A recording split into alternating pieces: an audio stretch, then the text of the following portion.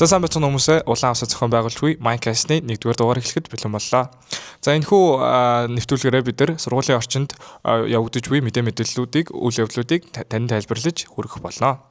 За энэхүү эхний дугаараараа 11-р сарын үйл явдлуудыг мэдээллийг хүргэх болно. Тэгээ 11-р сарын эхний болсон зүйл гэх юм бол ашуусын оюутнууд манай сургууль дээр ирж 1-10 дугаар ангийн хүүхдүүдэд шүдний үзлэг хийсэн байгаа. За тэгээд энэхүү мэдээлэл ямархуу зүйл юу болсныг одоо яваад мэдээллийг хүргье. За энэхүү ярилцлага авахгүй явж байгаа. За хэдүүлээ 12 дугаар ангийн физикийн кабинет руу орцгоо. Юу болж байгааг харцгаая. За сайн байна уу та? Сайн байна уу? За маа мик гэх ч үдэггүй. За сайн байна уу? Хэн блэ? Сайн байна уу? 12 дугаар ангийн намал юм байна. За 11 сарын 5-нд ашуусын оюутнууд ирж шүдний үзлэг хийсэн шүү дээ. 1-ээс 12 дугаар ангийн хооронд. За тэр юу нэг ямар хөө өдөр байсан гэж бодож байна? Ямар хөө үйл ажиллагаа? Би заяа яг үнийг хэлэхэд яг нийгэм амарсаа сурсан. Би яг үнийг хэлэхэд энэ шүдээ үзүүлээрэ тэр шүдээ үзүүлээрэ гэхээс илүү шүдээ яг яаж угаахыг амарсаа сурсан. Би ингээд ингэж угаахыг мэддэг байсан ч гэсэн хойтлын идэг ингэдгийг мэддэг байсан аахгүй. Тэгээд хойноос ахуулаад ингээд дээрээс нь доошоор 1 2 3 1 2 3 гэх шүдээ ингээд бүгднийг нь угаах хэрэгтэй гэдгийг ойлгосон. Ер нь гоёсэн. За баярлалаа. За мик өгч. За дараагийн өдөр 11 сарын 11-нд пепер дээр болсон байгаа. За ингээд бачраалаасаа ярилцлага авцгаая. За сайн байна уу? За сайн байна уу? Өөрөөр танилцуулаарай хэмлээ. За 12-аас анги сурагч Бачаргал байна. За 11 сарын 11-нд пепер дээр явсан да. За пепер дээр пепер авсан уу өөрөө? Аваагүй. Тэгвэл пепер өгсөн үү хүнд? Өгсөн. За ер нь тэр өдөр пеперог ямар хүнтэй зарж исэн бэ? Нэг давхар тавчаад харахад бол нэг нь 4,500 зарж ирсэн. 4,500. За өөрөө хэдийг авсан бэ? Би 8-ыг авсан. 8-ыг авсан. Пүү 8 хүнд өгсөн юм уу? Үгүй нэг хүнд 8-ыг. За тэр тэгвэл нэлээд азтай юм бол тээ. За өөр сэтгэл байгуулав пеперодд санаж байгаа зүйл юу вэ? За байхгүй маань. За баярлалаа. За дараагийн мэдээ болох 11 сарын 20-нд Эзэн Чингис хаан болох Тэмүүжингийн төрсөн өдөр болсон байгаа. За энэхүү төрсөн өдөрт зориулсан манай сургууль дээр асуулт хариултын маш ингээд олноороо тэнцэн болсон. Тэгээд энэхүү асуулт хариултанд оролцсон эсвэл тэр өдөртөө зориулсан дээлтэй өдөрт болсон үйл явдлуудаас хүмүүсээс ярилцлага авч ямар хүсэлтэй байсныг асууцгаая. За тэгэлээ 2 давхарлаа буцгаая. 2 давхарт илүү олон хүмүүс байна.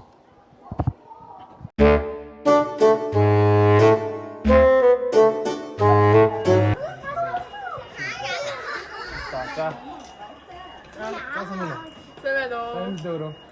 Би Ариа ингэж сурсан болон байна.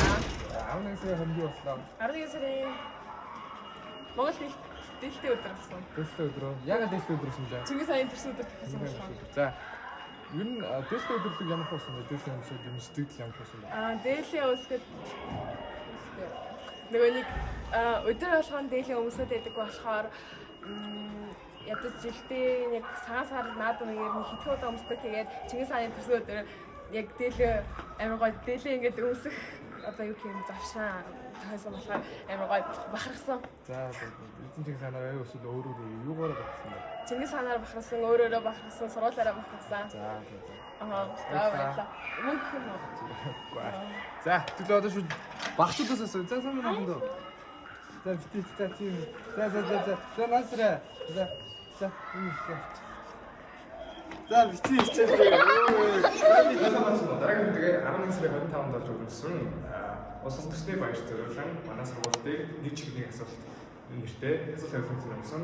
Тэгээд энэ хэмжээний зохион байгуулсан Монгол хэлний спикч тэр нь бол багшаасаа ярьсан байлаа. Сайн өдрийн за нэг чиглэлийн асуулт хэлсэн байна. Тэр тэмцээн ямар болж байна? За манай сургуулийн 6 сарын дугаар ангийн хүүхдүүд оролцсон маш ихтэй оролцсон тийм тэмцээн болж өнгөрсөн. За энэ улс тунхагласны баярын өдрийг тохиолдуулан нэг чиглэлийн асуулт таниулгын тэмцээн зохион байгуулсан. Энэ нь болохоор одоо Монгол улс тусгаар тогтнолоо заагдсан бүрэн эрхт улс гэдэг дэлхийн танд заагдсан тэр баярыг тэмдэглэж байна. Учраас хүүхдүүдэд ойлгуулахын тулд чаваа гэдэг ойлгохын тэмцээн зохион байгуулсан. Хүүхдүүд юу асуултад 100 онцгой ойлгосон юм. За мэдээж ирээд хариулах хүүхдүүд байсан. За тэгээд хариулж чадаагүй хүүхдүүд ч гэсэн байсан. За аль нь илүү? харахад ер нь нийтээр хариулсан нэг байсан уу? Асуултаа хариултыг Монголын улс төвчөө болон улс төгсны баярын асуулт зааны мэдээж яриг 50 дахь асуултууд оруулж ирсэн. За тэндээс яг үндэсний асуултуудыг хүмүүс маань их алдчихсан юм болов уу гэж бодож байна. Нус тушны асуулт гэсэн үү? Тэгсэн. Нус тушны асуултууд ер нь хэрэг үүрэг юм байна. За одоо жишээлбэл 10 дугаар болон 11 дугаар Монголын улс төвчөөг яг үзээд явж байгаа хүмүүсийн учраас яг тухайн хүмүүс маань бол асуултандаа бүрэн хариулж чадсан бол 6 7-гийн хараахан үзээгүй байгаа учраас асуултандаа бүдэрх нь нэлээд ажиглагдчихсан. За ерөнхий асуулт бүгдэнд хариулж чадхаар хэмжээний ингээд маш сайн хэлдэг бол юу хийх ёстой гэж бодож байна? За мэдээж хэрэг Монголын улс төвчөөг судлах, ном зохиолоо унших манай Монгол улсын өөрөө маш түүхэн баялаг улс тиймээс түүхээсээ судлаа гэж хэлээд байгаа. За баярлалаа. За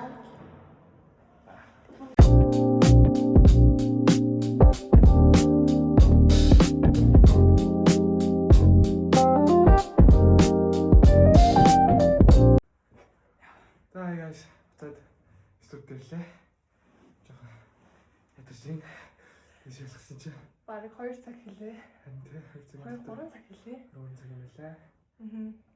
Тэгээд за нэг иймэрхүү 11-р сар иймэрхүү төлөвтэй өнгөрлөө.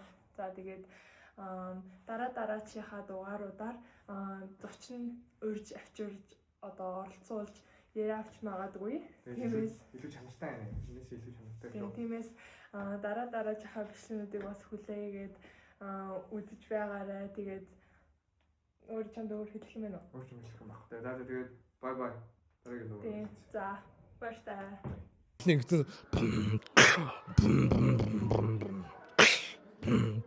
мангар үүтсэн настай.